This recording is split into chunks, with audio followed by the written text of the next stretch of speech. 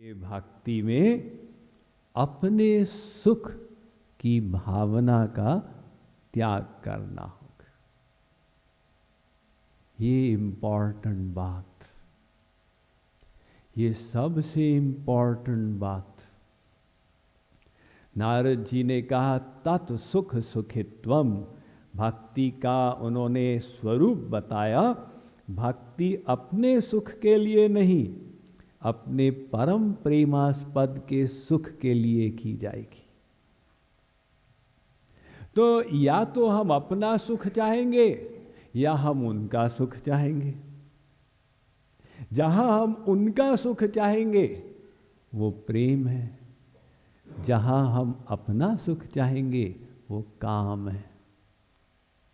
और प्रेम और काम में इतना बड़ा अंतर है जितना प्रकाश और अंधकार में।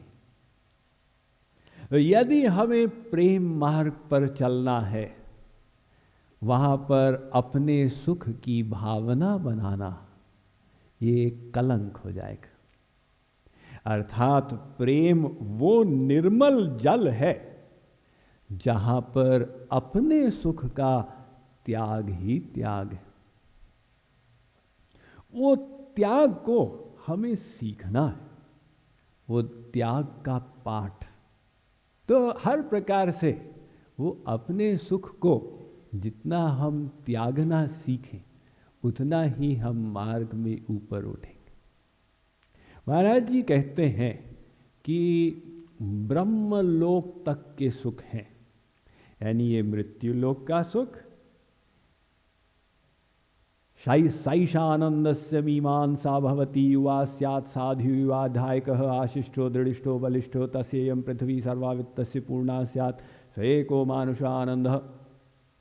अगर कोई संपूर्ण मृत्यु लोक का राजा हो और युवावस्था में चक्रवर्ती सम्राट हो और उसकी प्रजा अनुकूल हो, गुणवान हो, धनवान हो, प्रतिष्ठावान हो, ऐश्वर्यवान हो, बुद्धिवान हो, सारे वाण लगे हो, तो मृत्यु लोक का सबसे सुखी व्यक्ति कहलाएगा। उससे 100 गुना अधिक सुख एक मानव गंधर्व को मिलता।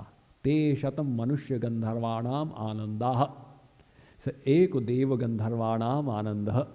सैकड़ों मनुष्य गंधर्वों के बराबर का सुख एक देव गंधर्व को मिलता है। सैकड़ों देव गंधर्वों के बराबर का सुख एक पितृलोक के निवासी को मिलता है।